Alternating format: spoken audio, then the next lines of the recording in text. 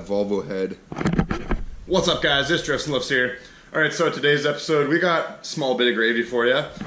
If you guys haven't seen the last episode, go check it out. I took the panel wagon Ted here to a grassroots drift competition, and we did pretty damn well up until the motor let go on us in some way, which I'm going to be showing you guys right now, actually. Basically, it ran all good throughout the day. I got up to top 4, and then on our top 4 battle, we did a one more run because the first 2 runs were pretty close. And on the third run, there was a bunch of coolant spraying out of the reservoir. So it actually pressurized so much that the coolant actually came from somewhere. It actually sprayed all over my windshield. So I was like, okay, that's a little weird. It started running pretty strange after that, and I actually did one more run on the motor with it essentially, you know, injured, let's say.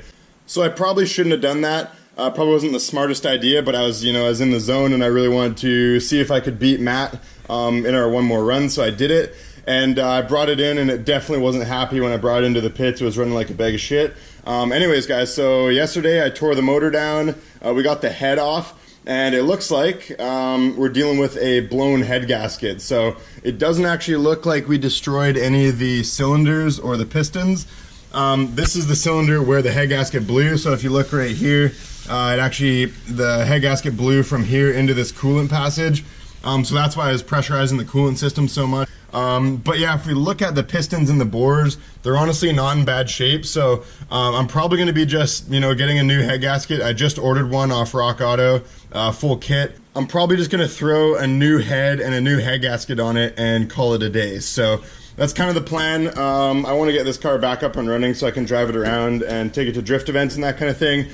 So it shouldn't be too big of a deal. I do have a couple choices of head. I have this one from this motor, but this motor had an actual blown head gasket as well. And the head that actually came off of this motor could potentially be a little bit warped.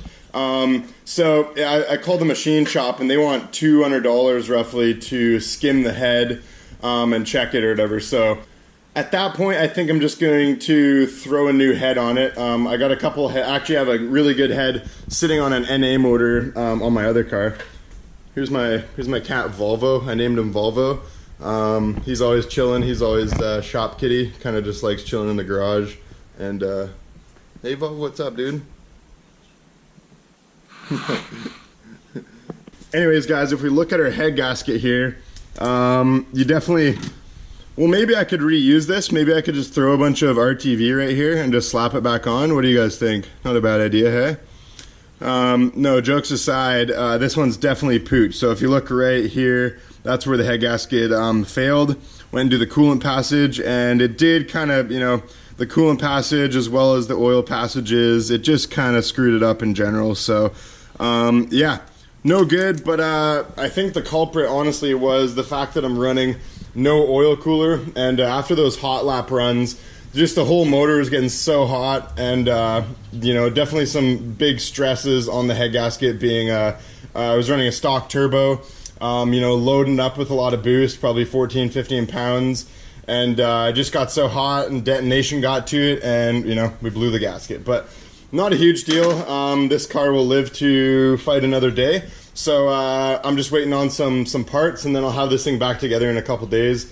Really no big deal. So anyways, guys, the second part of this episode, I'm actually going to go for a cruise in my truck here, and we're going to head down to one of the local wreckers and just check out some Volvo 740s. I haven't been there in like 3 or 4 months.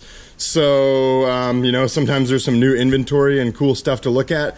So I figured I'd go to the junkyard and just take a little stroll around, kind of show you guys some of the random cars in there. Actually, really exciting. So my good friend Dennis Blom, if you guys all know Dennis, he's the guy who built Miss Huff's cool head on this car. He's the Doc Dorn, so this is Dennis right here.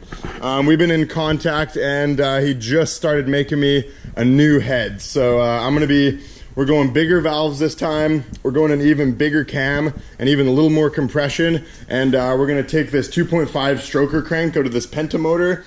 We're gonna put that in it. We're gonna run it with probably Penta pistons, but Dennis was going off about potentially taking the B230F piston and shaving it down 3 millimeters so it's a flat piston. It'll gain a little bit of compression there too because there's not gonna be any dish in the piston.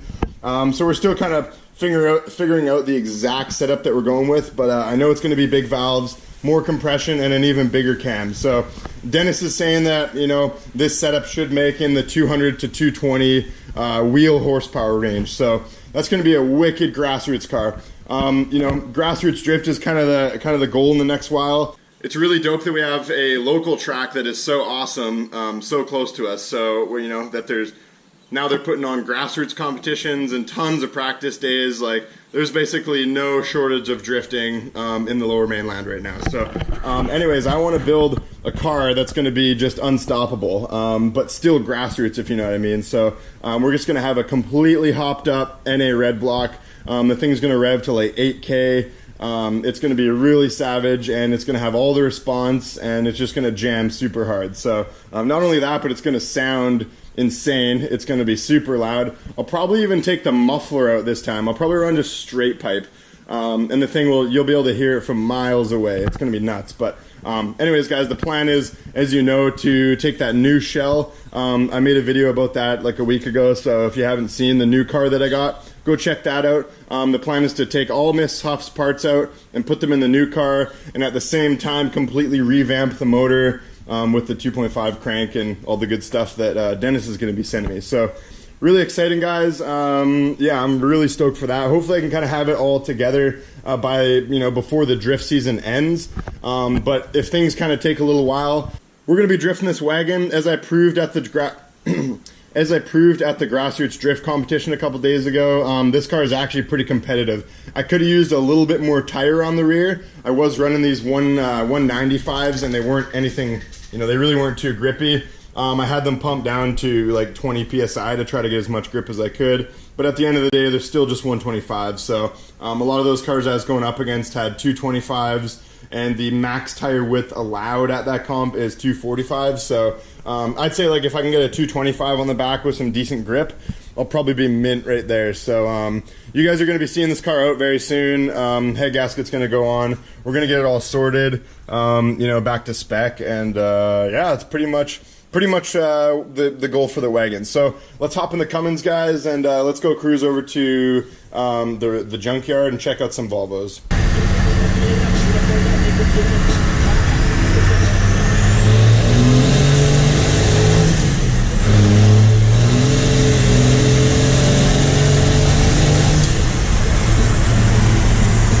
Oh, this clutch slips so bad now. In fourth, if you just give her right after shifting, it'll slip out. This is just a stock Rock Auto 13-inch, basically the stock factory clutch that these trucks came with. And this truck's making too much power for that thing now, so it was like kind of working when I first put it in, but now I gotta modulate the throttle if I want it to kind of like hold, you know. All right, guys, so we just arrived at Empire here in Abbotsford, British Columbia. It's basically the junkyard for you. So this truck looks like it got pretty roasted by something. I haven't been to this junkyard in about 5 months, so you know, sometimes there's new inventory. Sometimes, as far as Volvos go, because compared to some other cars, you know, like old 740s don't come into the junkyard too often. They're getting old and rare, that kind of thing. So sometimes the cars stay in here for a long time. So all right, we got our first 740. What happened to this poor thing? All right, guys, so here's the first 740 that we kind of found in here. So it looks to be a non-turbo automatic. It's already been picked a little bit. It looks like something happened. It definitely got into a front end collision of some sort. As you can see, the bumper's pretty messed up. The good old M cam is rusting quite a bit, which is okay because no one's ever gonna reuse an M cam. All right, so it looks like it had leather interior, black leather interior. It's got the chrome, so it's probably, let's see, it's probably a GLE. The badges have been taken off, but you can see the outline of them where the sticky stuff was. So it's GLE 1988, I don't know, something like that, right? Maybe even a little earlier. Let's see, it usually says on the side. 1986, all right, cool. It actually doesn't look like this one got too rusted. Maybe if we crawled under there, there'd be a little more rust. But, well, I mean, if you look at this right here, maybe that's just because of the damage and it's been sitting in this junkyard so long. But, you know, sometimes the 86s are rusty, sometimes you get clean ones. It all depends on what happened to the car's life. All right, guys, let's see if we can find some more 740s. This was kind of interesting, guys. As I was walking by, about to take a piss in this bush. Oh, speaking of this bush, look at all the blackberries. Oh, wow. Succulent blackberries. Anyways, but this is a turbo diesel. This is a turbo diesel jet, I believe. So it's a, maybe not a turbo. What year is this? So it's a Mark II. I don't know, do these come non-turbo? I'm not too sure, guys. It looks like, I'm gonna assume it was a turbo diesel because of this boost line here. Because this is actually the same kind of diaphragm setup that the injection pump on the Cummins has. It almost looks like the same injection pump, to be honest. Like all the levers, the fuel screws right here. It probably is the same injection pump, just with different, you know, gearing and max flow output and that kind of stuff. But look how tiny these little cylinders are. Yeah, these pistons are basically like, you know, they're one with the block now. All right, so I was walking through the junkyard and we found another one. So this looks to be, what is it? It's a 1990 or a 91. So it's a nice silver paint color. Looks like the valve cover hasn't been taken off, so the cam hasn't been, you know, rusted or anything like that. So hey, maybe someone could pull this motor out and put a cool head setup on it and make some NA power or something. Or I mean, you know what? These motors are still pretty common in junkyards. Most people can find them if you go to a local junkyard. There's going to be at least one red block in there that, you know, if you did blow something up, you can kind of take it out and swap it. So it looks like someone actually took the whole interior out of this thing. It was probably a, so yeah, just an NA Regina auto, just a bare bones 740. It's a 740 GL automatic, nothing to it, you know what I mean? Would you drift it? Yeah. Same. All right, so we found the third 740 that was supposed to be in this yard. That's what it said on their website. So this one was an 80s. Unfortunately, someone took the part I was looking for out, the headlights, but that's all right. I think it's probably another non-turbo automatic, it looks like. Yep, non-turbo automatic GLE. What year is this thing? Does it say here? 87. 1987. That's kind of cool. Looks like it had some body damage right here. This door got smoked pretty good. Yeah, the taillights aren't even worth saving either. Like, this badge is kind of gross. This car is just kind of, you know, there's not a whole lot left. Oh, look at this. Hey, look at this, guys. This is so I don't even know if I filmed the video of this, but I actually went and picked this up from Whistler couple, like, I feel like a year or two ago now.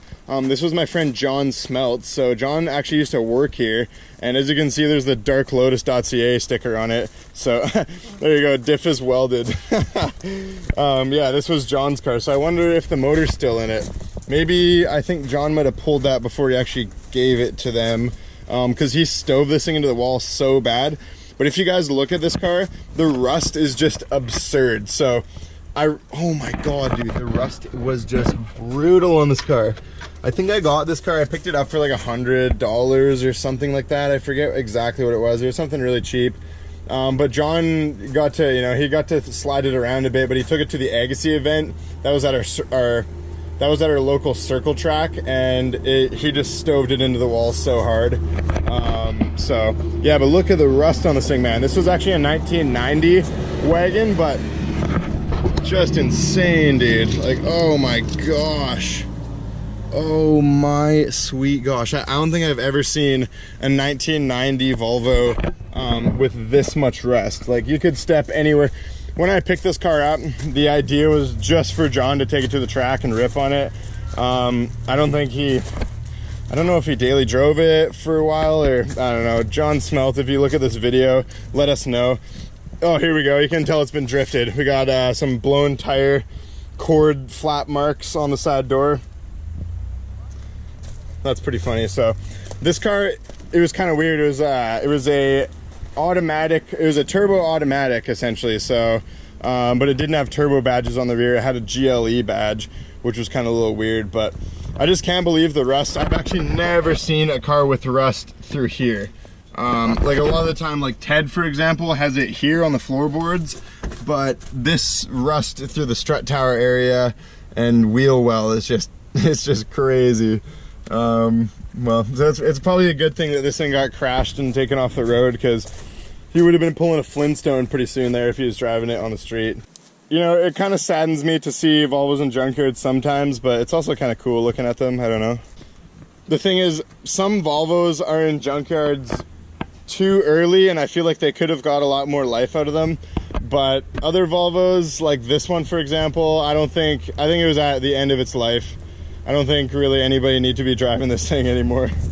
A little dangerous, but this one's decent. But this one actually, you know, definitely someone's winter beater or something like that. It has dents on the doors. I'm sure someone drove it.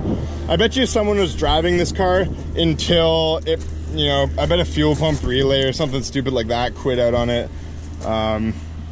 Or he actually got in an accident and that's what happened, and the car got written off because, you know, of course, ICBC likes to write off old cars, any insurance company kind of thing. Yeah, they just didn't want a customer to pull the diff and then be wondering why the auto wrecker sold them a welded diff. They got to make sure people know. Anyways, guys, so that is basically the 4 Volvos that we came here to look at. Unfortunately, we didn't get the part we wanted, but that's all right. It's still always kind of fun going to a junkyard and checking stuff out. Pretty funny that we saw John's old wagon in here, because I actually drove, like, I took my truck and trailer and went and picked this thing up for John, basically just so he could slide it around for a little while. But I guess it's a good thing because the motor was actually really healthy on this car, and it looks like John took it out before he scrapped the car. So anyways, guys, I'll leave you there. Like and subscribe for worthless Volvo pilgrims. Peace out.